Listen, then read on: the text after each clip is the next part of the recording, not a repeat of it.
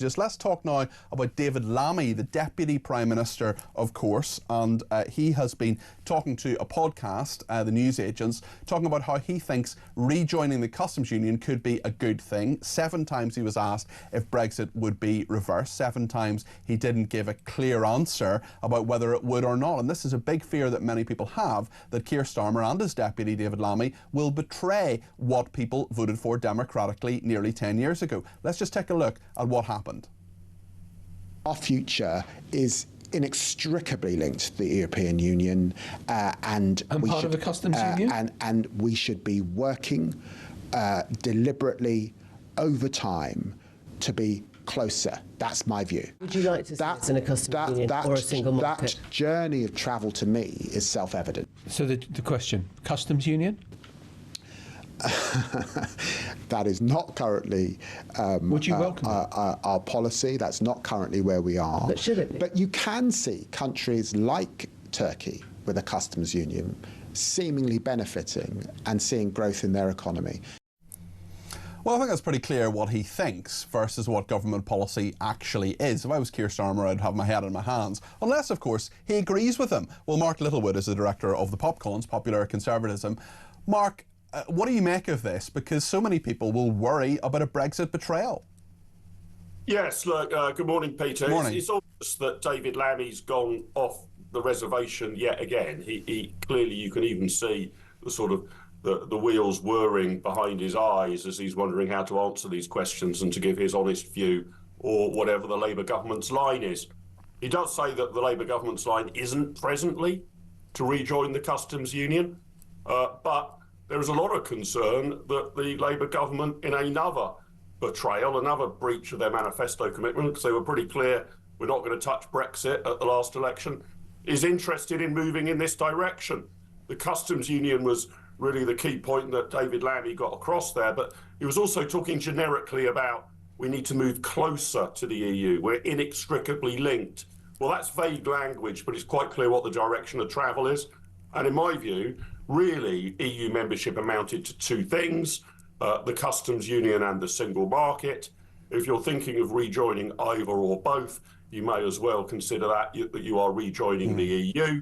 And if we've decided to leave the EU, which the public did, and it took our political elite an age to actually implement, you've got to use the freedoms it gives you from being outside. You've got to cut better trade deals with the rest of the world. You've got to cut your own regulation. Do you think Lammy wants to use those? Do you think Lammy wants to use those freedoms, Mark? Do you think he says, right, we've had Brexit, we have all this new, all these new opportunities, we have all these ideas that we can do, trade deals, for example, as Liz Truss signed many of them. We'll talk about her in a second. I mean, do you think he sees that opportunity, or does he just see it as this was a huge, dreadful mistake in his view, therefore we've got to do all we can to ameliorate this, to make it less bad in his view? It seems to me, Peter, it's clearly the latter, and that is the mainstream view on the government benches, that Brexit was an absolutely horrific mistake in their minds. And if only we'd stayed in the EU, the economy would be ticking along very nicely. There's no real economic data to back that up. Some wild claims are made about how the British economy would be a lot bigger if we'd stayed in. But if you track the British economy and the French and German economy over the last 15 years, you'll see that they're in lockstep both before Brexit and after. Actually, one of the remarkable things is that Brexit's had such limited impact on either side, either a boost to productivity or a fall off in productivity. But I think that's in large part because we have not deployed those freedoms. And I think a good number of Labour ministers would prefer we didn't even have those freedoms. Let's leave trade and regulation and what tariffs we have to the EU. I think that would be a great mistake. I think it would be a betrayal of Brexit, but it would also be a failure to seize an opportunity in getting better deals with other parts of the world that are growing rather than the EU, which is shrinking.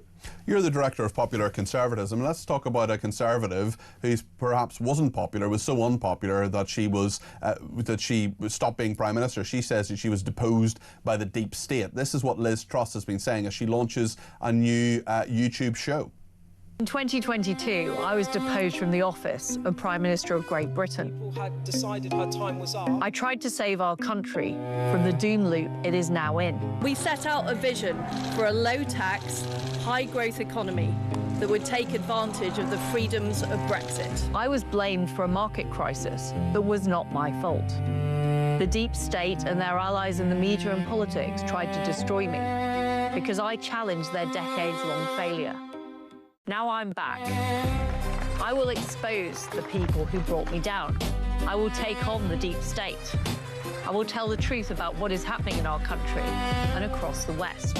Tune in to the Liz Truss Show every Friday. Tune in to the counter-revolution.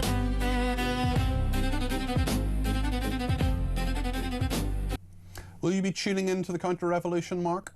Oh yeah, unmissable. I know Liz very well, so I watch it with intrigue and probably a certain degree of support. Do you think it's credible for her to say things like the deep state got her out and that, you know, she was blamed for a market crisis that wasn't her fault? I mean, it was her fault. Well, I mean, it's interesting that. And I think on the face of it, Peter, people tend to say, look, Liz Truss was there. She was only there a few weeks. Everything went sideways. It must be her fault.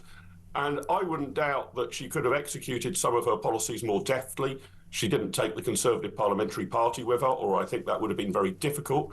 But the Bank of England, in its own assessment of market turmoil in the autumn of 2022, concluded in its own report that 2/3 of the market turmoil was down to the behaviour of the Bank of England. And I think typically if somebody puts their hand in the air and confesses to 2/3 of things being their fault, it's usually a bit higher than that. And I think the problem with the blob, the deep state, the establishment, whatever you want to call it, is they don't seem to take the rap when things go wrong. And so guilt yields, I mean, it's their fault. Who's resigned? And it's a very good point to make. And also, you know, guilt yields are higher now than they were even when the cost of government borrowing higher now than even it was when she was Prime Minister. Mark, listen, thank you very much for your contribution this morning. Always good to talk to you. That's Mark Littlewood there, Director of Popular Conservatism.